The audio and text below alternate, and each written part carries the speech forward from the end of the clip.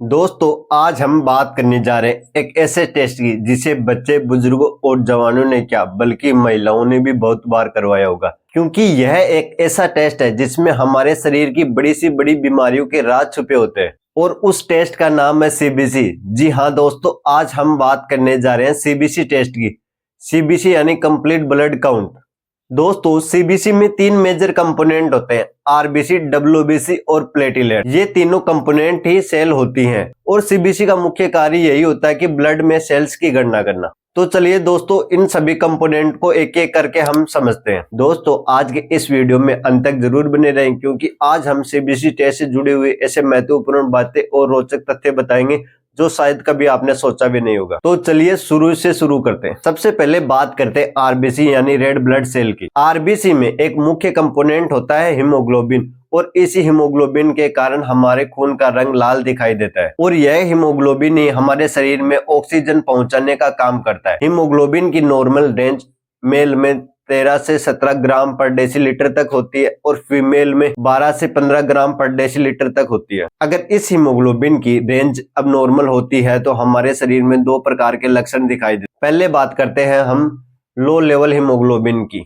इसकी वजह से हमारे शरीर में एनीमिया, कमजोरी, चक्कर आना और सांस फूलने की जैसी समस्या बन जाती है। अब बात हाई हीमोग्लोबिन लेवल की। अगर हमारे शरीर में हीमोग्लोबिन का लेवल अधिक हो जाता है तो हमारे शरीर में डिहाइड्रेशन जैसी समस्या बन जाती है। ऑक्सीजन परिवहन में जटिलताएं आने लगती है। दोस्तों अगर हमारे शरीर में हीमोग्लोबिन का लेवल बढ़ता है तो इसकी वजह से खून गाढ़ा होने लग जाता है, जिसकी वजह से शरीर के अंगों तक ऑक्सीजन की आपूर्ति में बाधा उत्पन्न होती है और इसी की वजह से ऑर्गन फेलियर की समस्या बनती है, जैसे कि लंग्स और हार्ट। तभी तो डॉक्टर अक्सर हीमोग्लोबिन ज्यादा होने पर ब्लड डोनेट करने की सलाह देते हैं। आरबीसी में तीन इंडिकेटर्स होते हैं, एमसीवी, एमसीएच और एमसीएससी, और इनकी वजह से हमारे शरीर में किस प्रकार का एनीमिया है उनके पता करने में मदद मिलती है। इनके अलावा आरबीसी में दो पैरामीटर और होते हैं, पीसीवी और आरडीडब्ल्यू। यह सभी पैरामीटर खास तौर पर मेडिकल और पैरामेडिकल के लिए उपयोगी होते हैं, लेकिन एक सामान्य व्यक्ति के लिए तो सबसे महत्वपूर्ण बात यह है कि उसका हीमोग्लोबिन लेवल कितना है। अब बात हमारे दूसरे कंपोनेंट की, डब्ल्यूबीसी यानी व्हाइट ब्लड सेल। इसको हमारे शरीर का दूसरा इम्यून सिस्टम भी कहा जाता है। हमारे शरीर में कोई भी प्रॉब्लम होती है तो इसके पैरामीटर अब नॉर्मल होते ही होते हैं, चाहे फिर शरीर में किसी प्रकार का इन्फेक्शन, सूजन या एलर्जी हो या किसी प्रकार की टेबलेट चल रही हो। डब्ल्यूबीसी हमारे शरीर की रक्षा सेना होती है और इसकी नॉर्मल रेंज 4000 से 11000 तक होती है। डब्ल्यूबीसी का दूसरा नाम ल्यूकोसाइट है। अगर हमारे शरीर में डब्ल्यूबीसी का लेवल कम हुआ तो इसे ल्यूकोसाइटोपिनिया और अगर अधिक हुआ तो इसे ल्यूकोसाइटोसिस कहा जाता है। अगर हमारे शरीर में डब्ल्यूबीसी कम हुई तो हमें कुछ लक्षण दिखाई दे सकते हैं, जैसे कि bacterial infection, inflammation, TB, fever, allergy, leukaemia या ब्लड कैंसर जैसे संकेत। और वहीं अगर डब्ल्यूबीसी अधिक हुई तो इसे ल्यूकोसाइटोसिस कहते हैं। इसकी वजह से हमारे शरीर में dengue fever, week immune system और वायरल इन्फेक्शन जैसी समस्या बढ़ सकती है। दोस्तों डब्ल्यूबीसी कोई अकेली सेल नहीं होती, यह 5 सेलों से मिलकर बनी होती है। वह सेल है न्यूट्रोफिल, लिम्फोसाइट, मोनोसाइट, एसिनोफिल और बेसोफिल। न्यूट्रोफिल को हमारे शरीर का फर्स्ट लाइन डिफेंस मैकेनिज्म भी कहा जाता है। अगर हमारे शरीर में न्यूट्रोफिल बढ़ता है तो हमें बैक्टीरियल इन्फेक्शन का खतरा बढ़ जाता है।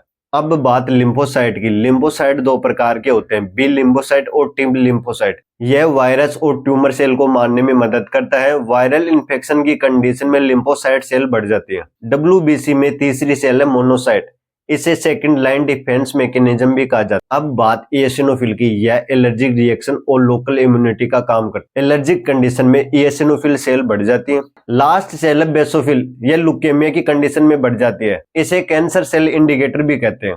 अब बात दोस्तों हमारे तीसरे कंपोनेंट यानी तीसरे सेल की, प्लेटिलेट्स। प्लेटिलेट्स का मुख्य कार्य हमारे शरीर में खून का थक्का बनाना होता है। अगर हमारे शरीर में कहीं चोट लग जाए और खून बहने लगे तो प्लेटिलेट्स ही उस खून को रोकने का काम करती है। हमारे शरीर में प्लेटिलेट्स की नॉर्मल रेंज 1.5 लाख से 4.5 लाख तक होती है। आजकल प्लेटिलेट्स कम होना या प्लेटिलेट्स डाउन होना एक कॉमन बीमारी चल रही है, जिसकी वजह से भी डॉक्टर हमें सीबीसी टेस्ट कराने की सलाह देता है। अगर हमारे शरीर में प्लेटिलेट्स कम हुई तो इसे थ्रोम्बोसाइटोपिनिया कहा जाता है। इसकी वजह से हमारे शरीर में डेंगू, वायरल फीवर, शरीर में लाल धब्बे और शरीर के कुछ अंगों से खून निकलने लग जाता है। अगर प्लेटिलेट्स 4.5 लाख से ऊपर हो जाएं तो इसे थ्रोम्बोसाइटोसिस कहा जाता है, जिसकी वजह से हमारे शरीर में इन्फेक्शन, इन्फ्लामेशन जैसे कंडीशन बढ़ जाती है और हमें बोन मैरो से जुड़ी समस्या भी बढ़ जाती है। दोस्तों, आज का ये सीबीसी वीडियो हमारा यही कंप्लीट होता है। आपको किसी प्रकार के लक्षण या सिम्टम्स दिखाए तो तुरंत अपने डॉक्टर से सलाह लें। ऐसे ही हेल्थ संबंधी जानकारी के लिए हमारे चैनल को सब्सक्राइब कर ले। वीडियो अच्छा लगा हो तो लाइक करें, शेयर करें। हम मिलेंगे आपसे किसी नए वीडियो में, तब तक के लिए बाय।